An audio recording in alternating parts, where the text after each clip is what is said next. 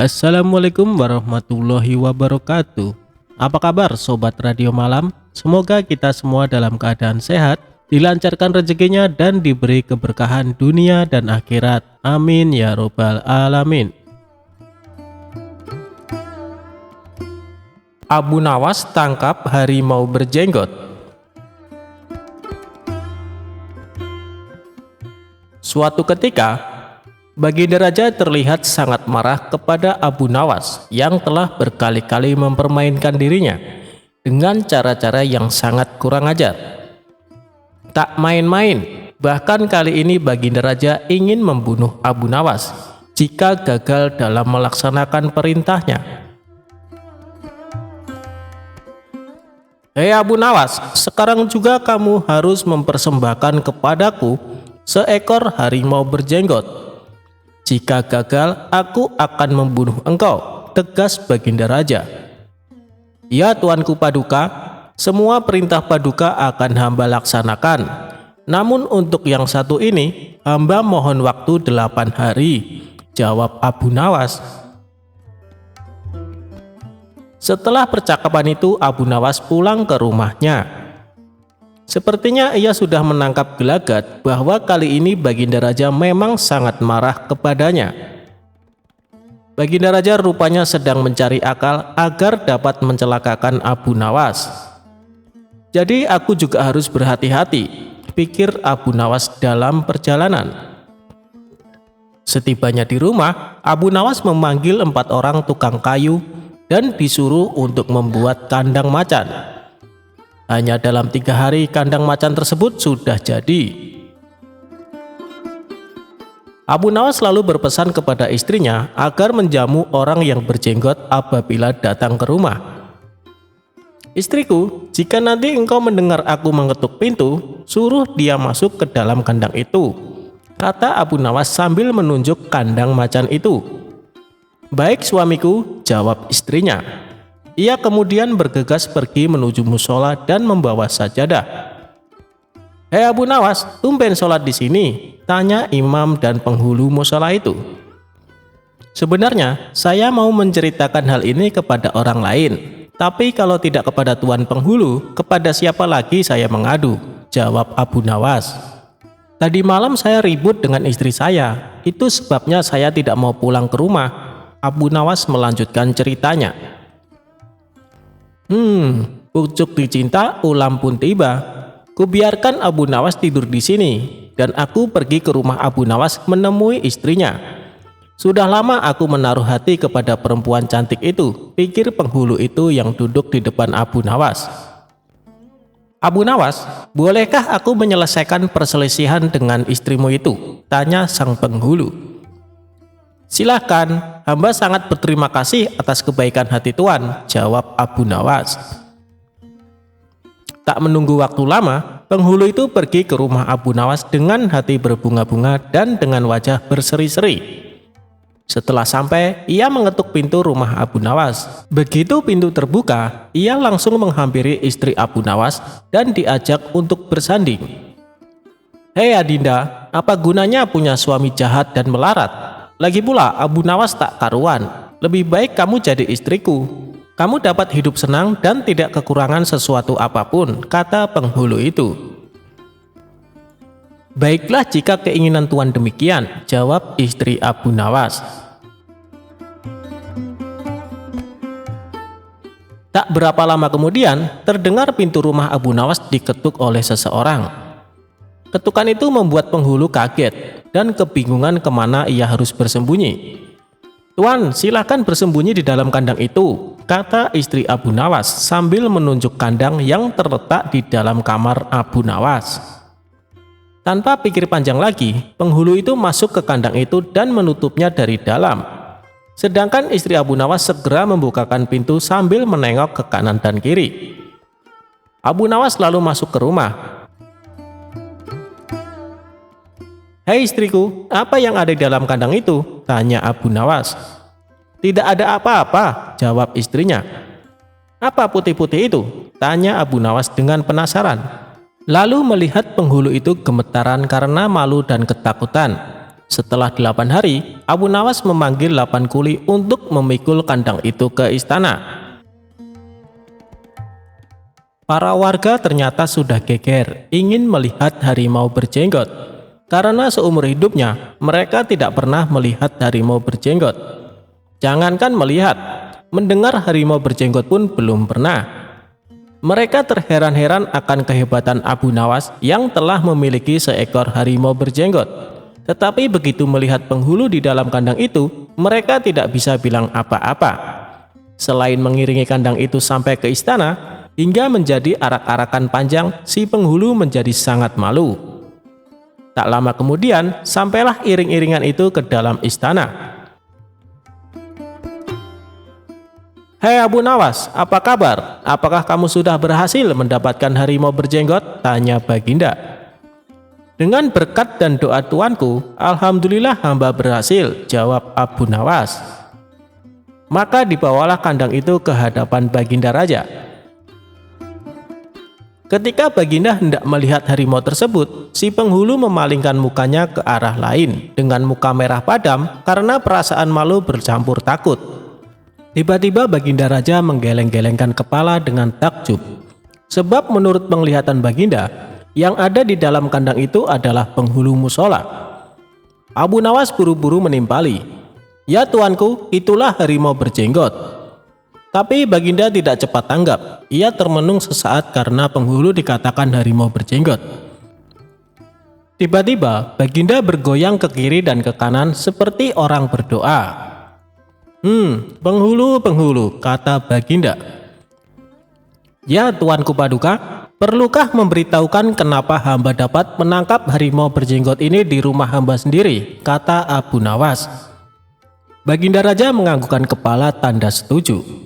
Abu Nawas pun menceritakan apa yang terjadi sebelumnya kepada Baginda Raja.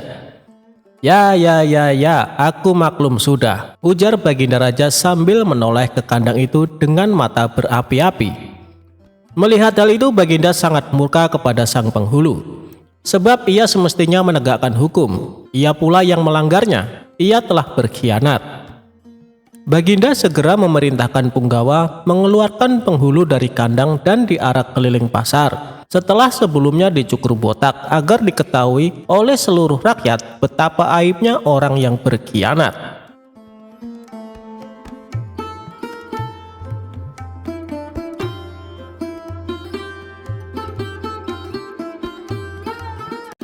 Imam Syafi'i enggan menyolati jenazah Abu Nawas.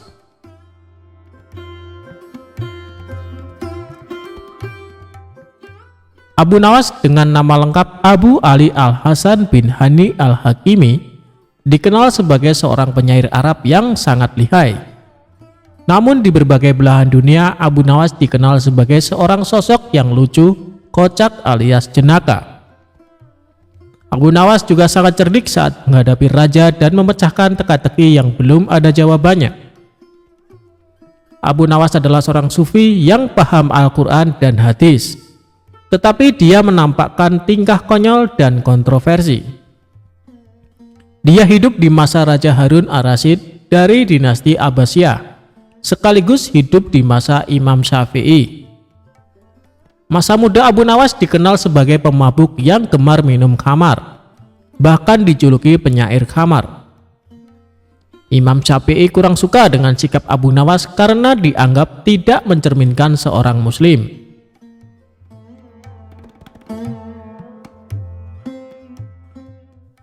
Suatu ketika Abu Nawas meninggal dunia dan kabar kematiannya sampai ke penjuru seantero negara Iran. Kabar wafatnya Abu Nawas membuat gempar penduduk Iran. Baginda Raja sebagai teman dekat Abu Nawas merasa sedih mendengar kabar tersebut. Sementara Imam Syafi'i juga mendengar kabar wafatnya Abu Nawas. Namun Imam Syafi'i enggan menyolati jenazah Abu Nawas. Sementara di satu sisi banyak warga berkumpul di rumah Abu Nawas untuk melayat dan mendoakan jenazah Abu Nawas. Ketika jenazah Abu Nawas hendak dimandikan, salah seorang warga menemukan kertas di saku Abu Nawas. Kertas tersebut ternyata berisi syair Abu Nawas yang ditulis terakhir kali sebelum beliau meninggal dunia. Adapun isi syair tersebut sebagai berikut.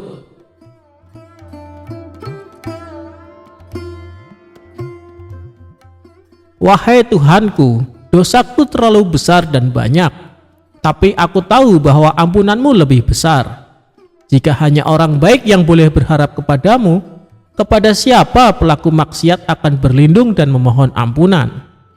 Aku berdoa kepadamu seperti yang engkau perintahkan, dengan segala kerendahan dan kehinaanku.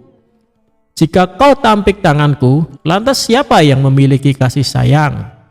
Hanya harapan yang ada padaku ketika aku berhubungan denganmu dan keindahan ampunanmu, dan aku pasrah setelah ini.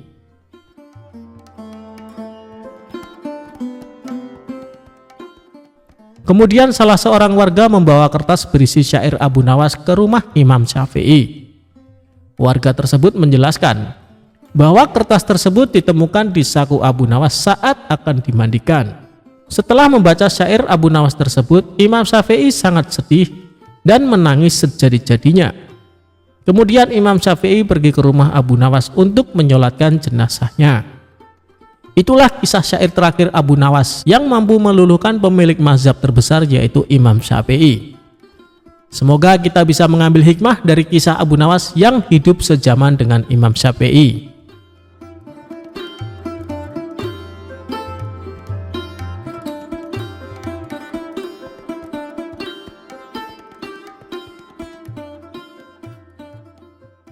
Abu Nawas mengambil mahkota dari surga. Dikisahkan, pada suatu hari Baginda Raja menyamar menjadi rakyat biasa. Beliau ingin menyaksikan kehidupan di luar istana tanpa sepengetahuan siapapun agar lebih leluasa bergerak. Baginda mulai keluar istana dengan pakaian yang amat sederhana, agar tidak terlihat seperti seorang raja oleh rakyatnya. Ketika raja sampai di sebuah perkampungan, beliau melihat beberapa orang berkumpul.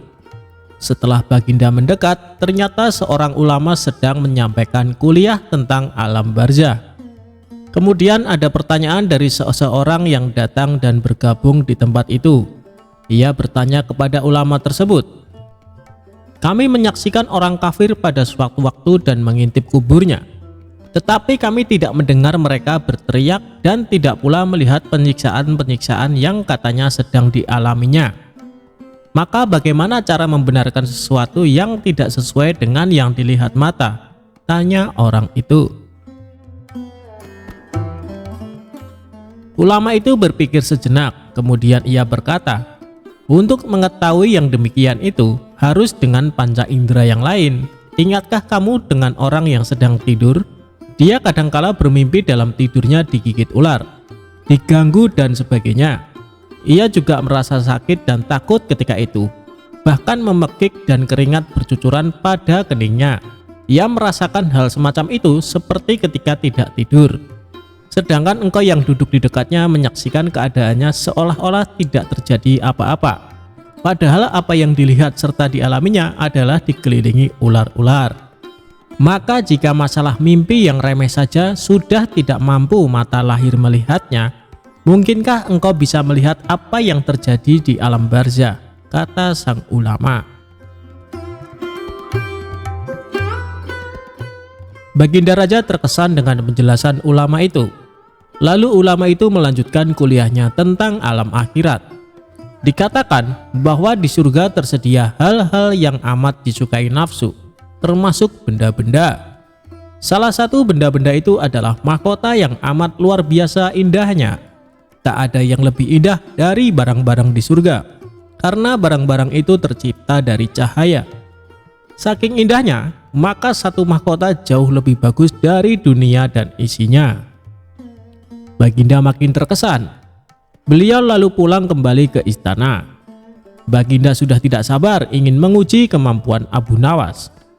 Baginda Raja memerintahkan menterinya untuk memanggil Abu Nawas ke hadapannya.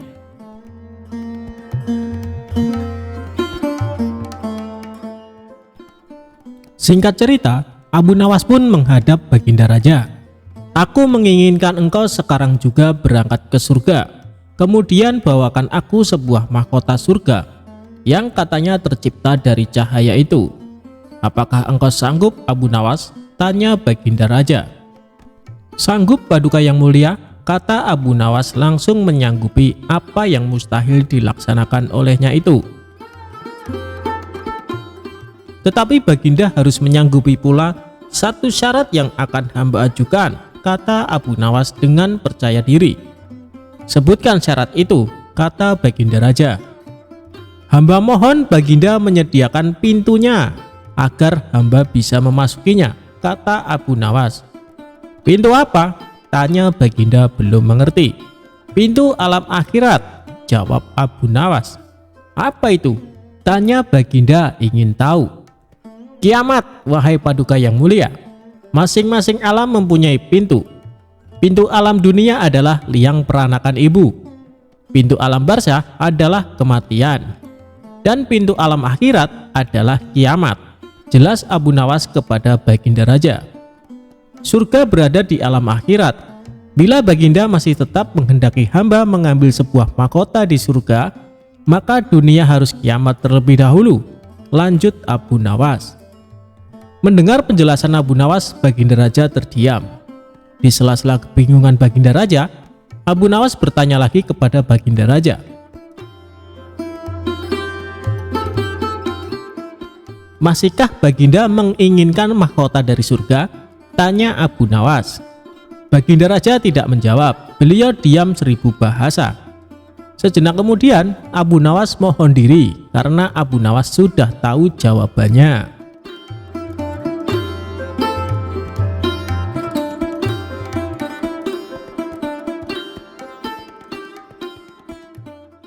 Abu Nawas tetap bisa cari solusi.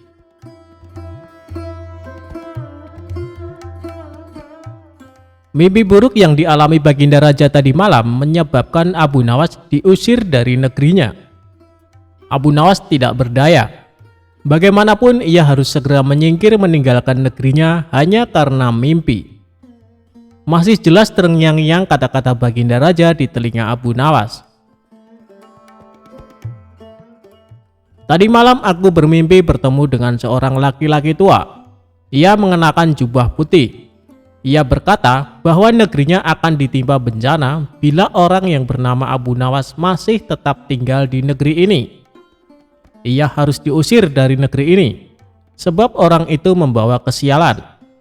Ia boleh kembali ke negerinya dengan syarat tidak boleh dengan berjalan kaki, berlari, merangkak, melompat-lompat, dan menunggang keledai atau binatang tunggangan yang lainnya.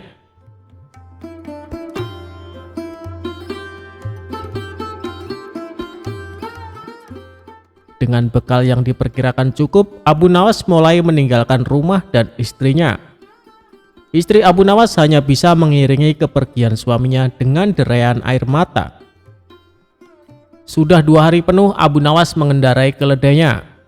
Bekal yang dibawanya pun mulai menipis. Abu Nawas tidak terlalu meresapi pengusiran dirinya dengan kesedihan yang terlalu mendalam. Sebaliknya Abu Nawas merasa bertambah yakin bahwa Tuhan yang Maha Perkasa akan segera menolong keluar dari kesulitan yang sedang melilit pikirannya. Bukankah tiada seorang teman pun yang lebih baik dari Allah Subhanahu wa Ta'ala dalam saat-saat seperti itu? Setelah beberapa hari Abu Nawas berada di negeri orang, ia mulai diserang rasa rindu yang menyayat-nyayat hatinya yang paling dalam. Rasa rindu itu makin lama makin menderu-deru seperti dinginnya jumharir, sulit untuk dibendung. Memang, tak ada jalan keluar yang lebih baik daripada berpikir. Tetapi dengan akal apakah ia harus melepaskan diri? Begitu tanya Abu Nawas dalam hati. Apakah aku akan meminta bantuan orang lain dengan cara menggendongku dari negeri ini sampai ke istana Baginda? Tidak akan ada seorang pun yang sanggup melakukannya. Aku harus bisa menolong diriku sendiri tanpa melibatkan orang lain.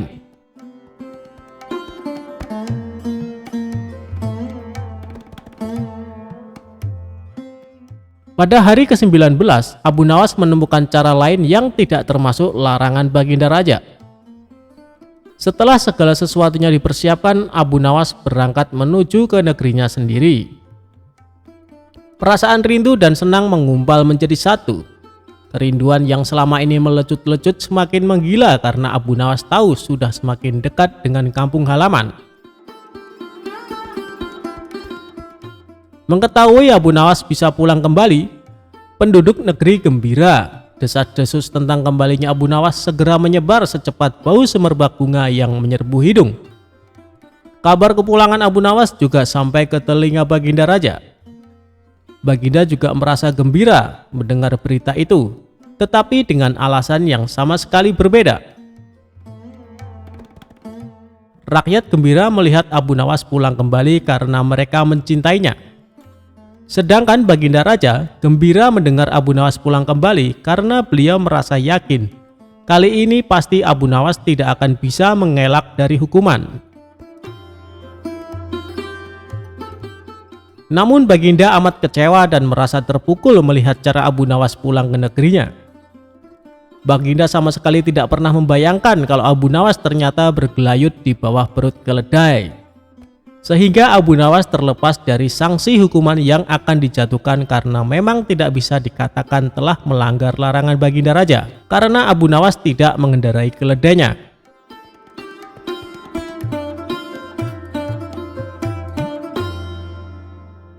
Abu Nawas menipu malaikat untuk menghindari pertanyaan kubur.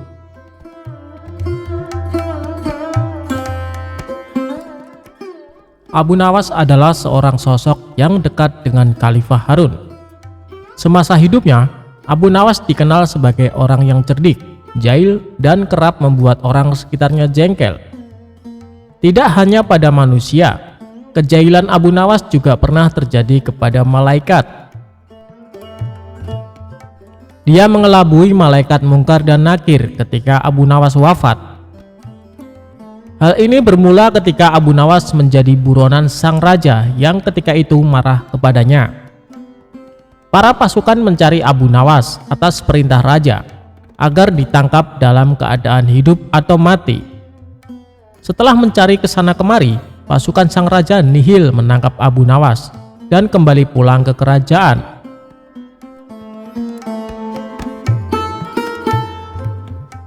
Mengetahui pencariannya berakhir, Abu Nawas pulang ke rumahnya untuk kemudian sholat 2 rakaat. Usai sholat, dia memberikan surat wasiat kepada istrinya. Beberapa waktu pun berlalu dan Abu Nawas wafat. Dari situ, kisah Abu Nawas menipu malaikat pun dimulai.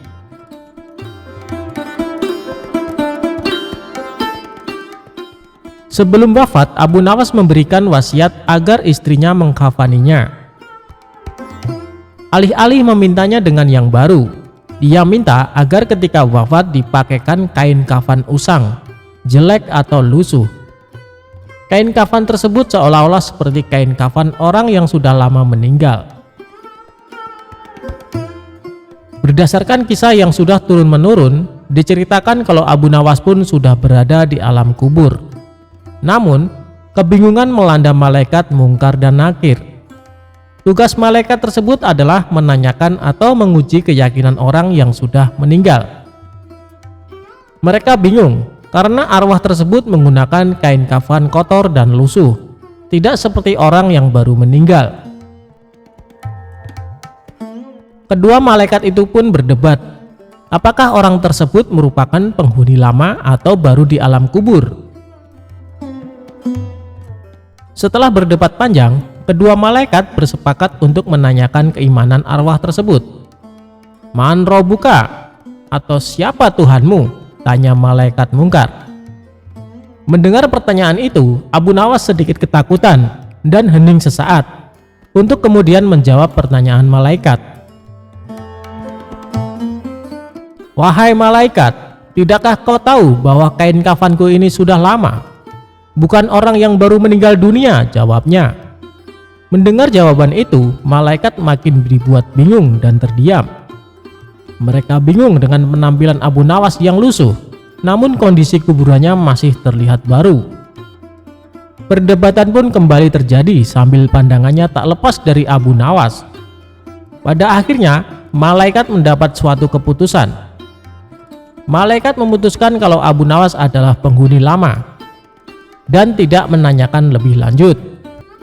Kedua malaikat itu lantas pergi dan berpindah ke kuburan lain dan bertanya-tanya apakah mereka sedang dijahili. Konon, kisah Abu Nawas mengelabui malaikat itu meniru Umar bin Khattab yang dikisahkan berani membentak malaikat mungkar dan nangkir.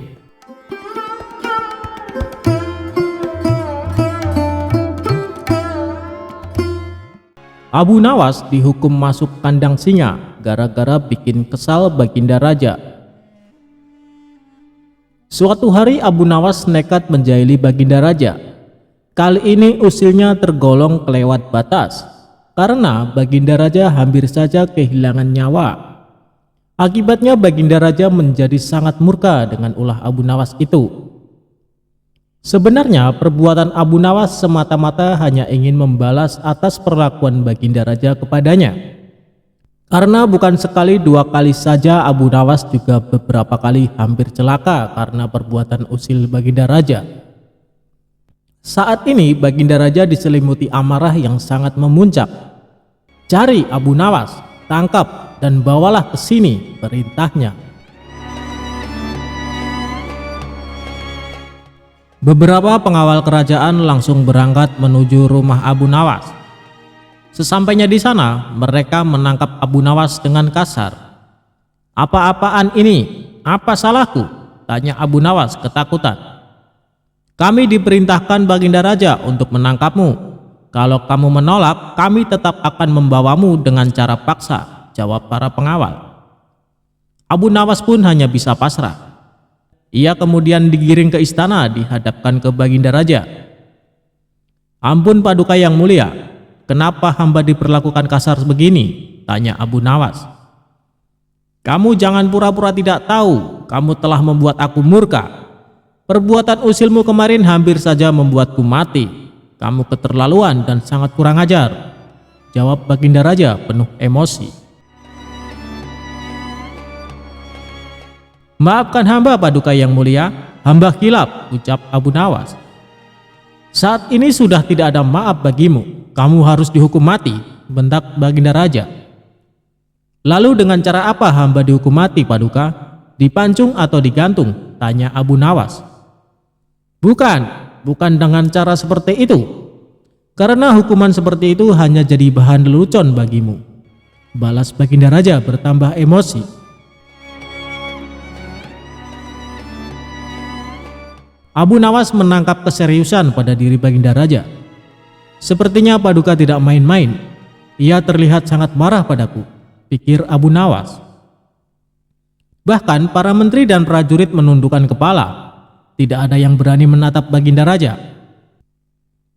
"Hai pengawal, masukkan Abu Nawas ke kandang singa," teriak Baginda Raja memecah keheningan. Para menteri dan segenap prajurit terkejut mendengar perintah tersebut. Karena walau bagaimanapun Abu Nawas adalah sosok yang baik. Sering berjasa mengungkap kasus-kasus di dalam istana yang sulit terpecahkan. Mereka tidak sampai hati melihat Abu Nawas tewas mengenaskan diterkam singa buas. Tapi karena ini adalah titah Baginda Raja, tidak ada seorang pun yang berani menentangnya.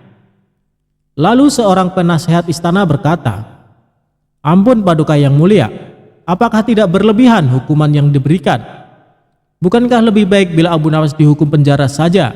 ujar penasehat istana coba membela Abu Nawas. "Kalau tidak suka dengan keputusanku, kau boleh ikut dengan Abu Nawas," hardik Baginda Raja. Sang penasehat istana hanya terdiam, ia tidak berani membantahnya. Sementara Abu Nawas tertunduk lesu mendengar keputusan tersebut, tubuhnya langsung lemas dan gemeteran. Namun, ketika hendak dimasukkan ke kandang singa, Abu Nawas berkata, "Ampun Paduka yang mulia, hamba ikhlas menerima hukuman ini dan hamba sudah pasrah.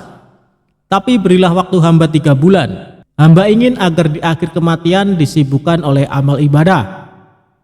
Sejenak Baginda Raja terdiam.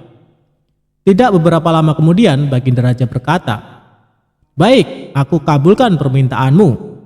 Tapi selama itu pula kamu harus hidup dalam penjara dan kamu dilarang menemui keluargamu." Abu Nawas pun menyetujui syarat tersebut. "Kalau diperkenankan, bolehkah saya minta satu permintaan lagi?" tutur Abu Nawas. "Apa permintaanmu?" tanya Baginda Raja. "Supaya kehidupan hamba di dalam penjara tidak membosankan, izinkan hamba memberi makan singa yang ada di kandang," jawab Abu Nawas. "Tidak masalah, nanti ruang penjaramu bersebelahan dengan kandang singa," ujar Baginda Raja. Maka dimasukkanlah Abu Nawas ke penjara. Pada bulan pertama Abu Nawas melalui waktu dengan beribadah, sedangkan tiap pagi dan sore diisi dengan memberi makan singa. Pada bulan kedua dan ketiga, Abu Nawas makin tekun beribadah. Ia juga lebih rajin memberi makan singa. Abu Nawas memperlakukan singa itu layaknya sahabat. 3 bulan pun berlalu, dan tibalah saatnya bagi Abu Nawas untuk menjalani hukuman atas perintah Baginda Raja. Beberapa pengawal istana memasukkan Abu Nawas ke kandang singa. Sementara para menteri yang ikut menyaksikan merasa iba dengan nasib Abu Nawas. Tapi tiba-tiba terjadi peristiwa tidak terduga saat Abu Nawas berada di dalam kandang singa. Singa tersebut tidak menerkam, tapi justru menjilati kaki dan tangan Abu Nawas. Abu Nawas pun membalasnya dengan mengelus-elus tubuh dan kepala singa. Singa yang terkenal buas ini mendadak tunduk dan nurut kepada Abu Nawas. Sontak saja pemandangan itu membuat mereka yang hadir menjadi terkejut dan heran. "Abu Nawas ternyata punya kesaktian," ujar salah satu menteri. Dikarenakan singa itu tidak menerkam, akhirnya Abu Nawas dikeluarkan dari kandang singa dan disuruh menghadap Baginda Raja. "Hai Abu Nawas, kenapa singa itu tidak mau menerkammu? Kamu punya kesaktian apa?" tanya Baginda Raja merasa heran. "Sama sekali hamba tidak punya kesaktian, Paduka," jawab Abu Nawas. "Tapi kenapa singa itu tidak memakanmu?" tanya Baginda Raja lagi. "Begini Paduka yang mulia, selama 3 bulan ini hamba rutin memberi singa itu makan dan minum. Dan hamba juga memperlakukan dia dengan baik. Oleh sebab itulah hamba tidak dimangsanya. Sebab dia pikir hamba adalah orang yang berjasa bagi dia. Padahal hanya 3 bulan hamba memperlakukan dia dengan baik. Dia memang seekor singa yang buas, tapi dia tahu balas budi. Buktinya dia tidak memangsa hamba. Sedangkan Paduka sendiri bertahun-tahun hamba mengabdi kepada Paduka dan berjasa bagi istana ini. Tapi hanya karena satu kesalahan, Paduka begitu tega menjatuhkan hukuman mati kepada hamba," tutur Abu Nawas menjelaskan. Mendengar hal itu, Baginda Raja pun menyadari akan kesalahannya. "Maafkan aku Abu Nawas, aku telah berbuat khilaf. Baiklah, sekarang kamu boleh pulang, dan ini ada hadiah uang untukmu dan keluargamu. Terimalah sebagai rasa terima kasihku karena telah menyadarkanku," ujar Baginda Raja. Berkat kecerdikannya, Abu Nawas kembali lolos dari hukuman mati.